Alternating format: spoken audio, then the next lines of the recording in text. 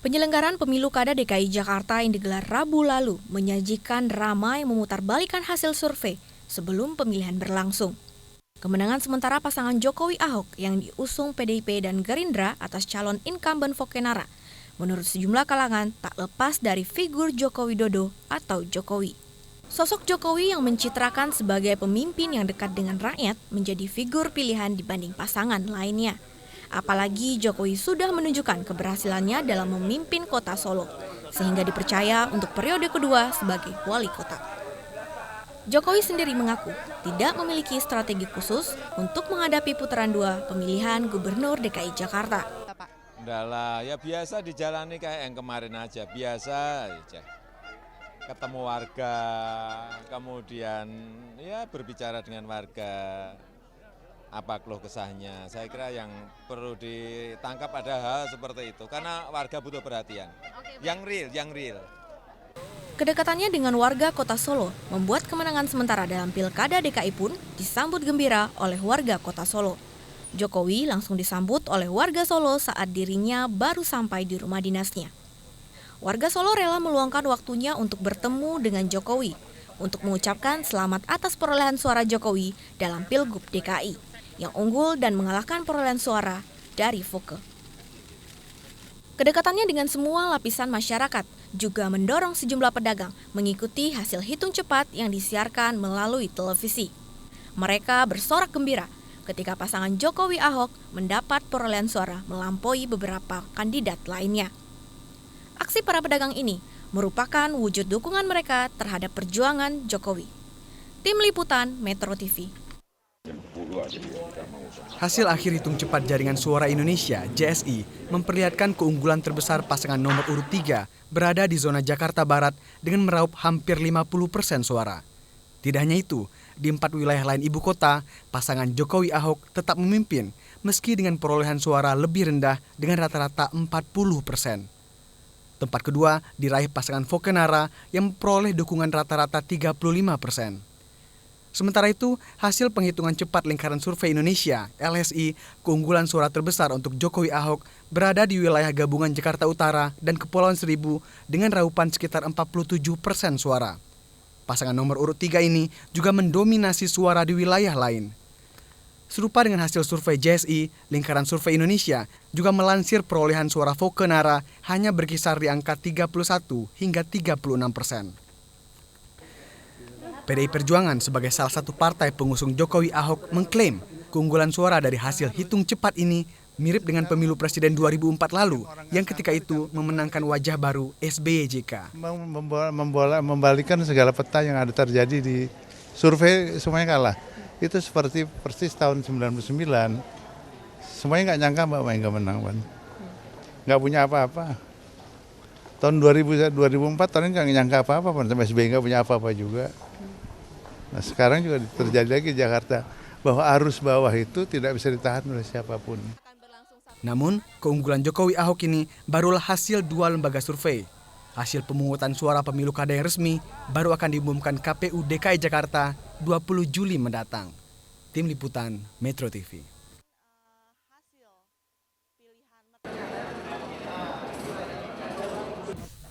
Kekisruhan daftar pemilih tetap atau DPT pada pemilu kada DKI Jakarta terbukti di TPS 092 Kelapa Gading, Jakarta Utara.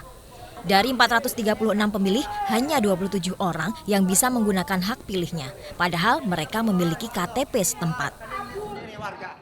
Kita udah KTP sini, kenapa suara kita tidak di ini? Tapi kan KTP banyak yang belum dari KTP di sini.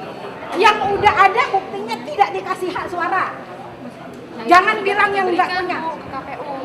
Ke KPU itu orang KPU-nya ngomong. Dan kita punya buktinya, kita sudah berikan ke KPU KTP itu, tapi tidak ada. Kekisruhan DPT juga diakui Panitia Pengawas Pemilu atau Panwaslu. Dari 54 pengaduan warga Jakarta, 47 diantaranya adalah laporan mengenai banyaknya penduduk yang tidak terdata dalam DPT. KPU DKI Jakarta telah menetapkan 6.983.692 pemilih masuk DPT setelah sebelumnya menghapus 21.344 nama karena adanya pemilih ganda. Dengan berlangsungnya putaran kedua 20 September nantinya, KPU DKI akan mengupayakan amandemen Undang-Undang KPUD agar bisa memverifikasi DPT. Begitu ada payung hukum yang bisa dijadikan landasan bagi KPU, kami akan membuka pendaftaran bagi mereka yang belum terdaftar. Jadi langsung dimasukkan, tidak ada lagi DPS, langsung DPT. Kisruh DPT jangan sampai terulang agar harapan 5 tahun Jakarta ke depan tidak tercoreng. Tim Liputan Metro TV. This is on a debt to GDP ratio, whether that also on a financing access. The World Bank also as a bank, we also actually is not going to be unlimited bank who can provide all support for many developing countries in the world. So the situation is a combination between uncertainty, which is still lingering, and continuing. The capacity to respond is becoming limited. That's why for policymakers this time around, the crisis is going to be quite challenging. Another message is that you have to stick with your good policy. The most important during the crisis, protect the poor. Because they are the one who is unable to withstand any shock. Their daily life is already difficult.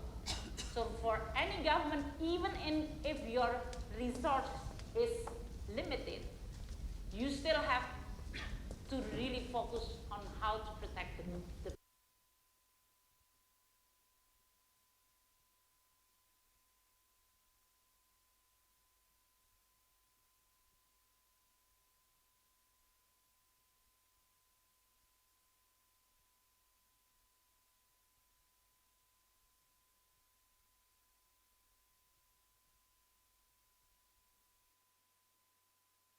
situation is a combination between uncertainty, which is still lingering, and continuing. The capacity to respond is becoming limited. That's why for policymakers this time around, the crisis is going to be quite challenging.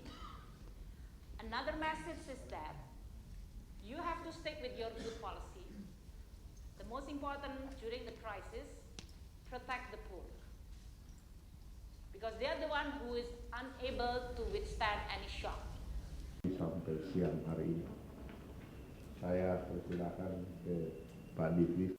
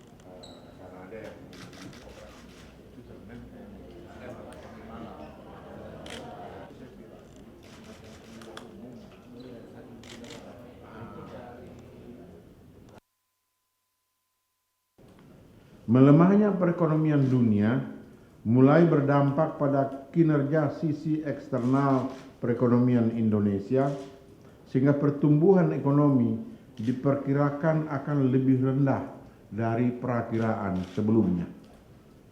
Dengan menurunnya kinerja ekspor, pertumbuhan ekonomi pada triwulan 3 2012 diperkirakan tumbuh lebih rendah, yaitu sebesar 6,3%, dan itu semua masih tetap cadangan devisa. Nah, begitu juga kalau nanti kita membeli surat berharganya. Saya nggak bilang harus obligasi lah, lebih baik bilang surat berharga saja, nanti namanya lain lagi ya kan. Pokoknya surat berharga dari IMF. Itu waktu kita beli $1 miliar, 1 miliar itu tetap cadangan devisa kita. Dilihat dari segi pertumbuhan kredit di Indonesia itu paling tinggi, Mas, dibandingkan dengan yang ada di ASEAN. Ya. Jadi angka yang tadi disampaikan bahwa rata-rata year on year 26, berapa tadi itu 3%, saya kira itu pertumbuhan kredit kita dan malah tadi kredit investasi yang 30% yang year on year itu. Jadi bukan rasio kredit to GDP. Jadi nanti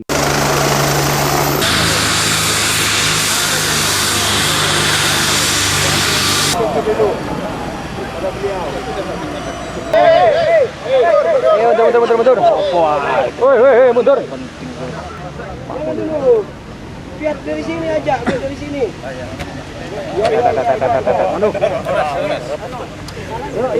Sebentar. Kasih jalan, coba. Bentar, Pak. Kasih jalan, Bapak. Bapak kasih jalan. Jalan. Nanti, Pak. Bapak. Mas. Kita gigit tadi. Salaman, Pak. Masang tadi.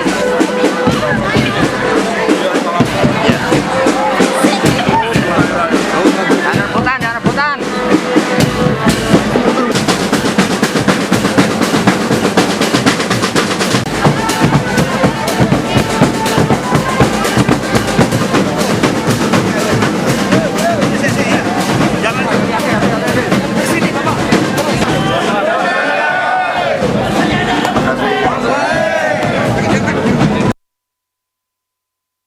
Ini kelihatannya apa ya? Hasrat rakyat untuk perubahan tidak bisa dibendung. Koalisi tambahnya dengan mana nanti?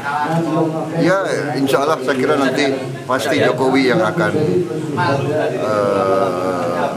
dia akan melaksanakan lah pendekatan ke calon-calon lain. Kalau untuk nanti ke Hidayat Nur Wahid sendiri gimana, Pak? Ada restu sendiri dari? Saya kira tidak ada masalah, semua unsur kekuatan di Indonesia ya harus kita persatukan untuk perubahan, untuk kebaikan ya. Sebaiknya dikaji mendalam lah semua peraturan itu dan dimintakan pendapatnya dari para pelaku dulu lah. Jadi itu akan lebih baik ya, sehingga tidak akan menimbulkan polemik. Lebih baik ini rencananya dibicarakan, disosialisasikan, ya, dikaji, dibicarakan, minta masukan dari semua pemangku kepentingan, dan baru mulai sosialisasi dan baru diputuskan. Faktornya lebih banyak, artinya bisa karena biaya dananya, karena biaya overhead, biaya karena premi resiko, dan juga karena margin keuntungan yang diharapkan. Jadi ada 4 faktor. Ya, BI rate adalah hanya dilihat sebagai tren seperti apa harapan dari Bank Sentral. Jadi itu sebagai indikasi, sebagai acuan. Tapi pada akhirnya tingkat suku bunga dari masing-masing bank itu berbeda.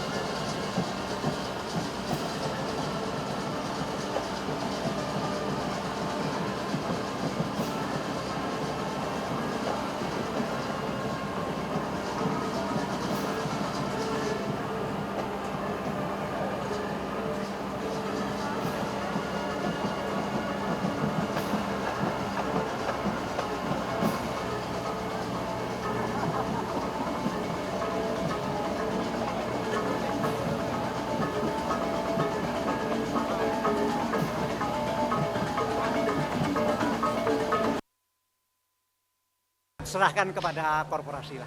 Itu keputusan korporasi. Ya, keputusan korporasi. Saya tidak akan mencampuri karena korporasi memiliki pertimbangan sendiri. Tapi setuju Pak itu? Saya tidak dalam posisi setuju atau tidak setuju. Karena itu urusan korporasi. Karena saya memang memberi keleluasaan kepada korporasi untuk melakukan apa yang disebut aksi-aksi korporasi. Oke, terakhir. Bu, mengenai apa nih Bu pemanggilan sekarang Bu? Bu.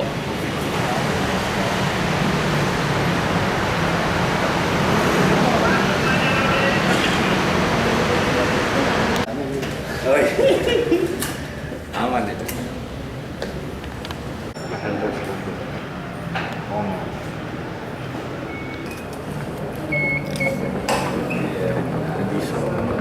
Yang di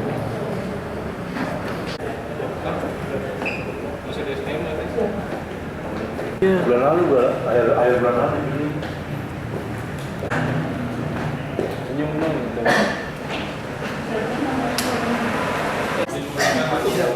kacamata.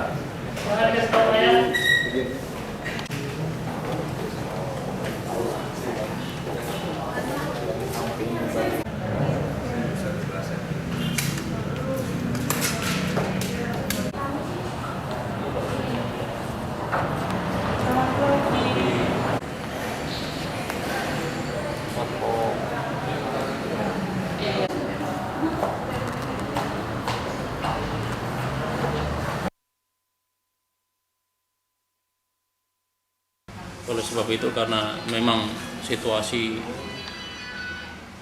dia menggunakan bom molotov, kemudian menggunakan senjata tajam dan sebagainya, terjadi penembakan.